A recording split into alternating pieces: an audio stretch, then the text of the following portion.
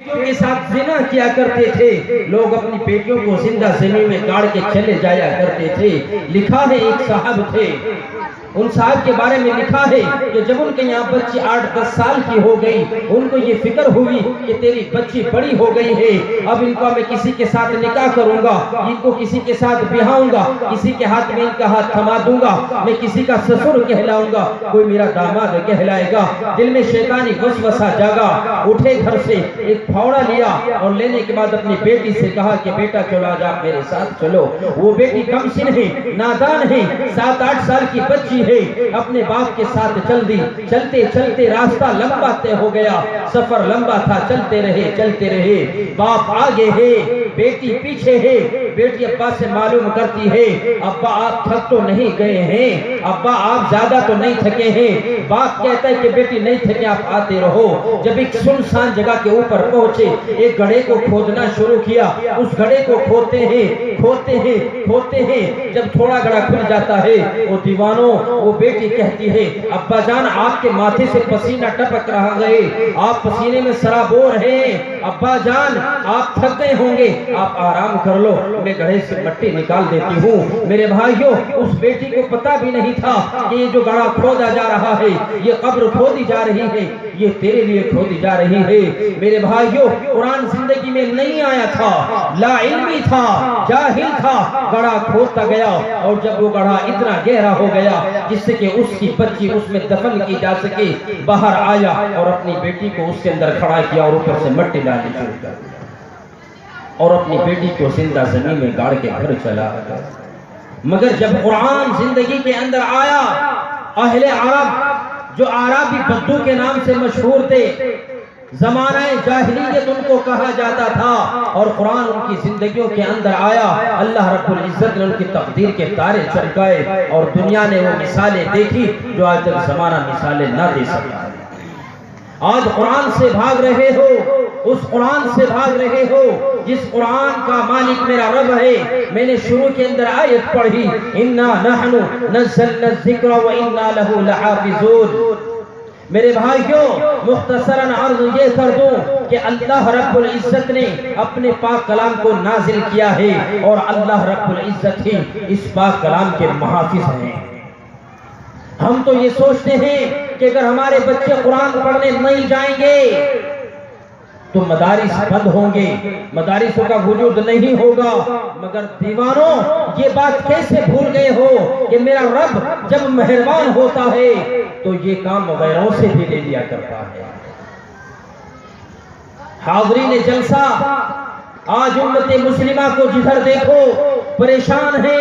اپنا اپنا رونا روتی ہے، مصیبتوں میں گھری ہوئی ہے، مگر کبھی یہ نہیں سوچا ہے کہ آج ہمارے اوپر مصیبتیں کیوں ہیں، آج ہم پریشان کیوں ہیں۔ قرآن نے اس کا نقشہ کھینچا ہے، وَمَا أَصَابَكُم مِّن مُّصِيبَةٍ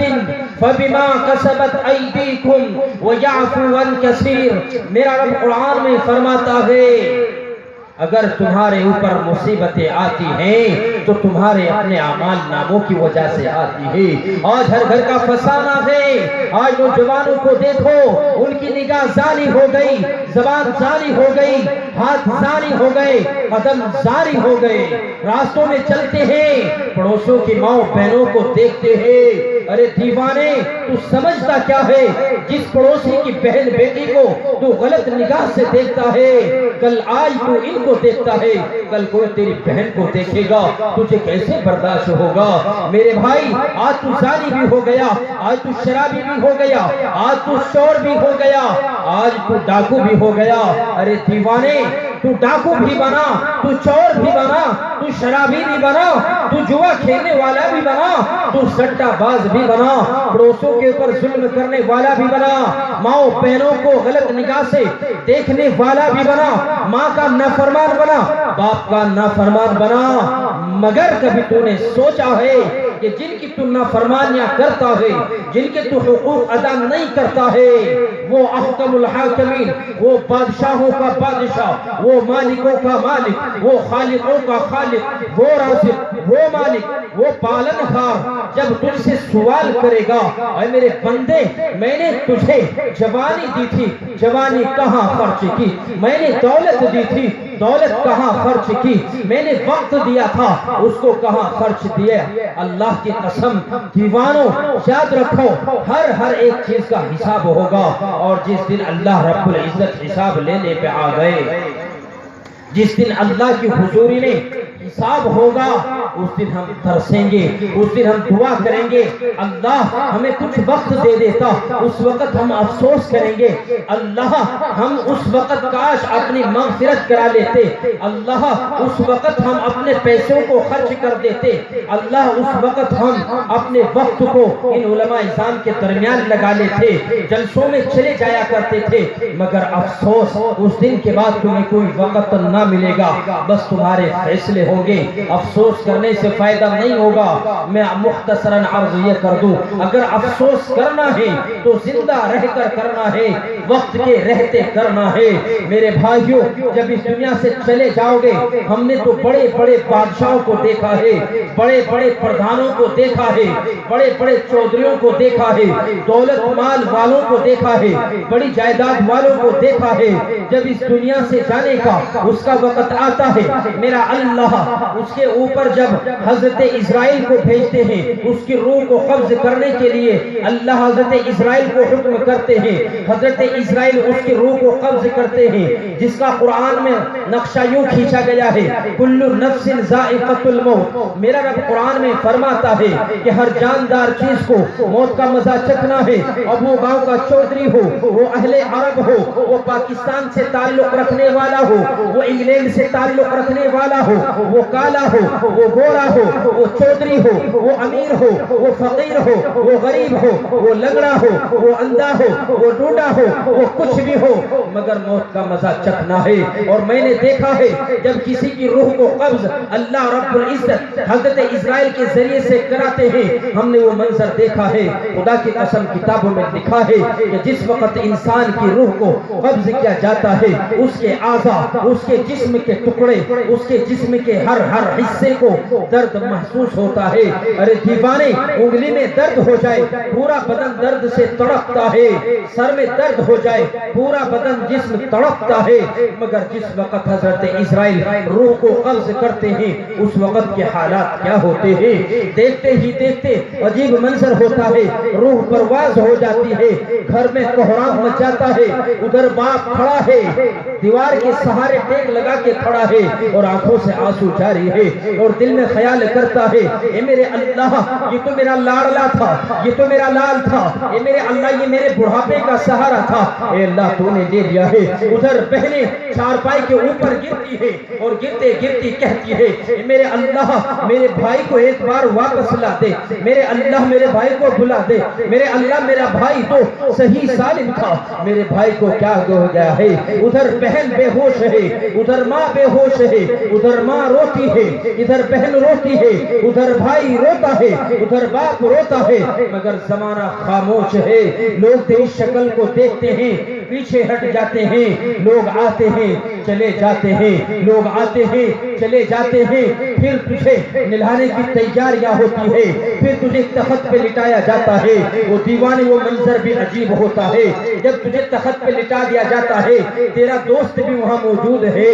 تیرے رشتہ دار بھی وہاں موجود ہے، تجھے کوئی نلانے کے لیے تیار نہیں ہے۔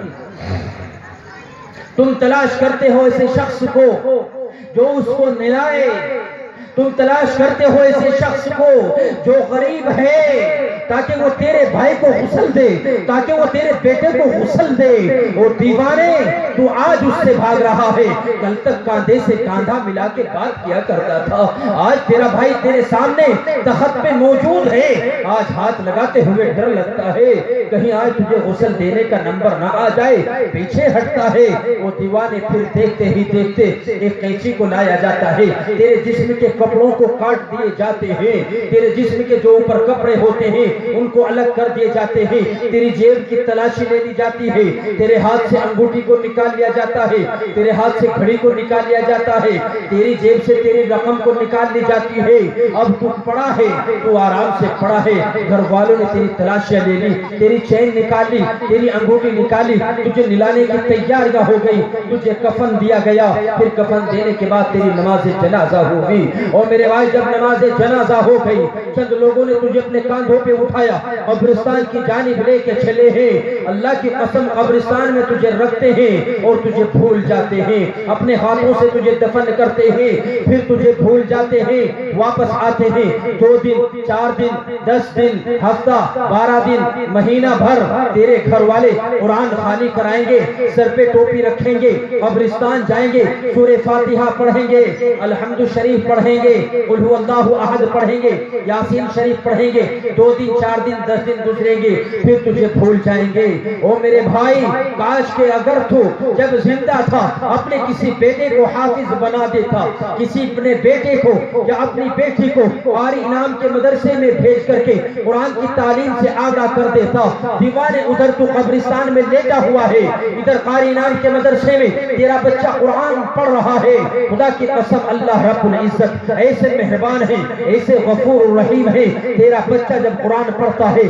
اللہ فرشتوں سے کہتے ہیں، اے میرے فرشتوں، میرے بندے کا یہ جو قبر میں لیٹا ہوا ہے اس کا بیٹا قرآن پڑھ رہا ہے، اس کی بیٹی قرآن پڑھ رہی ہے، تم اس کو عذاب مت دینا۔ خدا کی قسم اللہ تجھے عذاب سے محفوظ کر دیتے ہیں۔ تو قرآن سے بھاگا، تیری زندگی کہاں چلی گئی؟ تو قرآن سے دور ہوا، تو نے ماں باپ کی ناقدری شروع کر دی۔ اور میری ماں، میری بہن جو پردہ نشین ہے وہ بھی سنیں، میری ماں اور بہنوں آپ بھی سن کر کے جائیں، جب آپ دنیا میں موجود ہیں آج حالت یہ ہے، ہم بازاروں کے اندر نکلتے ہیں، اپنی بہنوں کو دیکھتے ہیں، اپنی ایسی ایسی بہنوں کو دیکھتے ہیں کہ جن کو دیکھ کر کے ہم اپنی نگاہ کو نیچی کر لیتے ہیں۔ آج کچھ بہنوں کو دیکھتے ہیں پیچھے سے کمر نظر آتی ہے، آگے سے سینہ نظر آتا ہے، کپڑے اتنے تنگ ہے کہ جب وہ چلتی ہے ان کی پنڈلیاں تک نظر آتی ہے، کپڑے اتنے باریک ہیں کہ جسم کا ہر حصہ نظر آتا ہے۔ ارے میری بہن تجھے کیا ہو گیا ہے؟ ایک زمانہ تو وہ زمانہ تھا، ایک زمانہ تو ایسا زمانہ تھا کہ باپ کو بھی تیرا سینہ دیکھنا حرام تھا، باپ کو تیری کمر دیکھنی حرام تھی، باپ کو تیری پنڈلی دیکھنی حرام تھی۔ اور آج ایک زمانہ ایسا آیا میری بہنوں، ایسا زمانہ آیا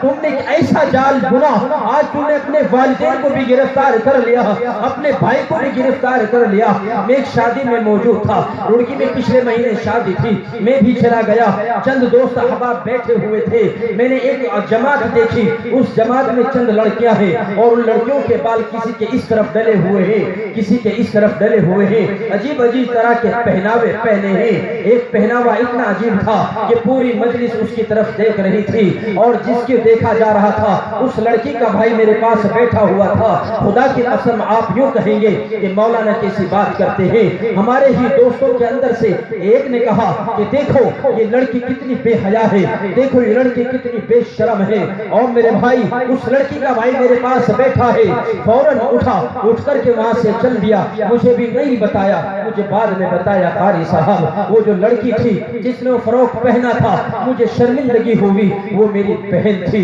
اس لیے میں اپنے بھائیوں سے بھی کہتا ہوں، اپنے بڑوں سے بھی کہتا ہوں، اپنے بچوں کے چکر میں نہ آؤ۔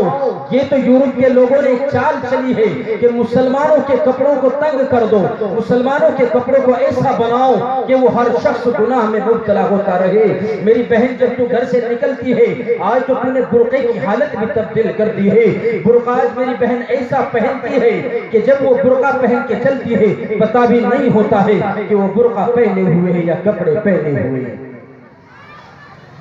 افسوس اس بات کا ہوتا ہے کہ جس امت کے لیے